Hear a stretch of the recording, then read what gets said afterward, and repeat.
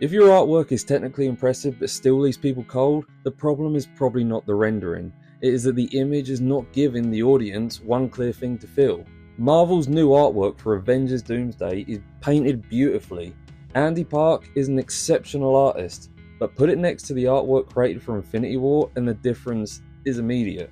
One feels like an event and the other just feels like a cast list. And the reason is not because talent, it comes down to hierarchy, movement, and the story of the piece. Once you understand those three things, you can see exactly why one image creates hype while the other just strangely feels flat. Now let's start with Doomsday. Now the first read is strong. Doctor Doom is centered above everyone else. He's larger, darker, framed by the brightest light in the image. You see him first, and that works. The character likenesses are clear, the rendering is polished. The cool blue-green palette creates this consistent atmosphere, and fitting this many recognizable characters into one composition without creating total visual chaos is extremely difficult. But after Doom, the image just stops directing me. My eye moves towards Thor, Captain America, then across to the Fantastic Four, then down towards the X-Men and the characters all along the bottom.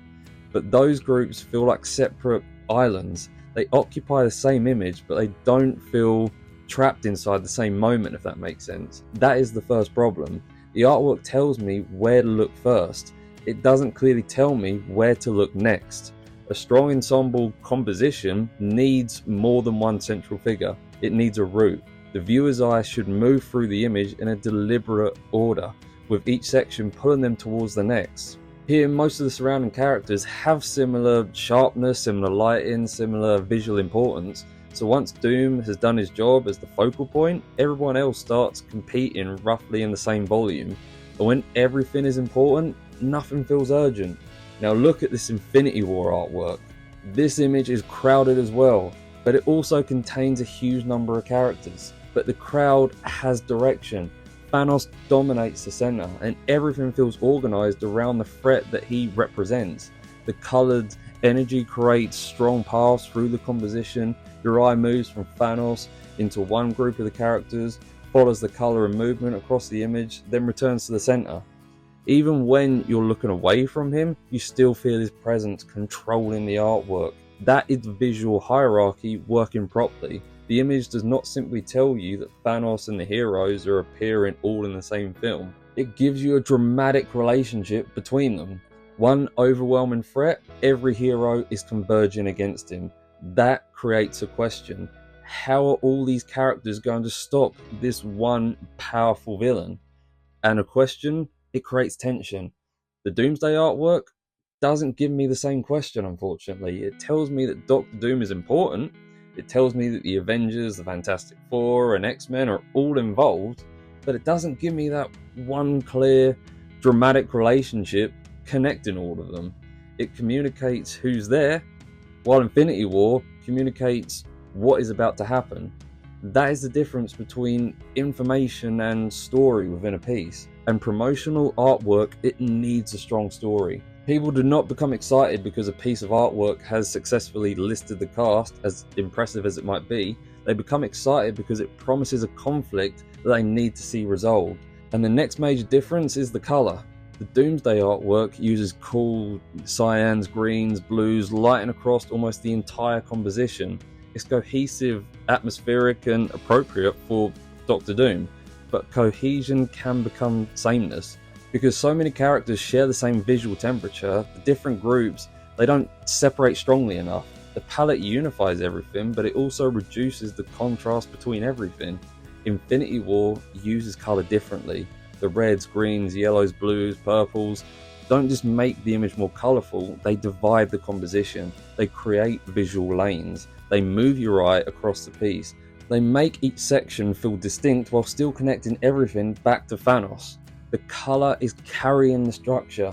That is why the Infinity War image feels more explosive. It creates this massive collision. Doomsday creates atmosphere. Atmosphere is valuable, but an Avengers film needs more than atmosphere. It needs scale, conflict, and feeling that several worlds are about to crash into each other. And that leads to the final major difference, which is the movement. In the Doomsday artwork, many of the characters feel presented. They're arranged around Doom so we can identify them and see their unique designs. And to be fair, that may be exactly what the artwork was commissioned to do. If the goal was to reveal the cast and their new looks, it succeeds. But that also explains why it feels less exciting than Infinity War. It's presenting the characters rather than placing them inside one unavoidable event. In the Infinity War artwork, the shapes, poses, colour, energy all create pressure towards the centre. The cast feels connected by the same crisis. In Doomsday, the cast feels connected because they have been placed in the same composition. Those are not the same thing. And this is why I don't think that the problem is Andy Park's ability, because again, he's a phenomenal artist. The finished artwork may be very successful, execution of the brief. Marvel may have needed every major character to remain clear. The costumes and likenesses may have needed individual approval. The image may have been designed primarily as a character reveal rather than the final theatrical key art. An artist can execute a brief extremely well and still produce an image that doesn't generate the same emotional reaction maybe the audience expected. And that is not a contradiction. Technical success and emotional impact are different measurements. There's also the question of, I guess, superhero fatigue. Infinity War arrived after years of very clear build-up. Audience understood Thanos, they understood the Infinity Stones, they knew several major storylines were about to converge. Doomsday is arriving after a more fragmented period of the MCU with more teams, more timelines, less certainty around central story arcs. So some of the weaker reactions may have nothing to do with the actual quality of the artwork, but promotional art should help solve that problem still. If the audience is uncertain, the image needs to give them one powerful promise, not more information, more direction. And that is the lesson artists should actually take away from this. Before you start polishing an image, decide what it is supposed to make the viewer feel, not what it needs to contain, but what it needs to communicate. Then ask 3 questions. What do you want the viewer to see first?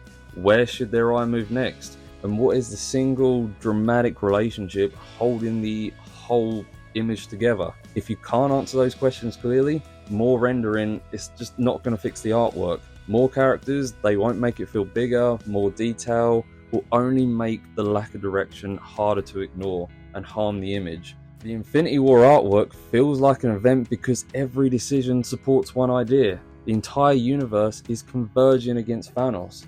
While the Doomsday artwork is beautifully made, but its dominant idea feels closer to something like here are the characters all appearing in the film. One is a story and the other is just a roster. And that is why one creates more hype while the other doesn't. Now, if you enjoy these professional breakdowns of comic art, posters and entertainment designs, subscribe to the channel. I'm turning these into a regular series and the next breakdown is already being planned. But I want to know what you think. Is the Doomsday artwork genuinely missing impact, or is superhero fatigue affecting how people actually react to it? And if you are an artist trying to improve not only your artwork, but your pricing, positioning, portfolio, and ability to get better clients, I cover all of that in my book, The Profitable Artist. The link is in the description below. And as always, thank you for watching.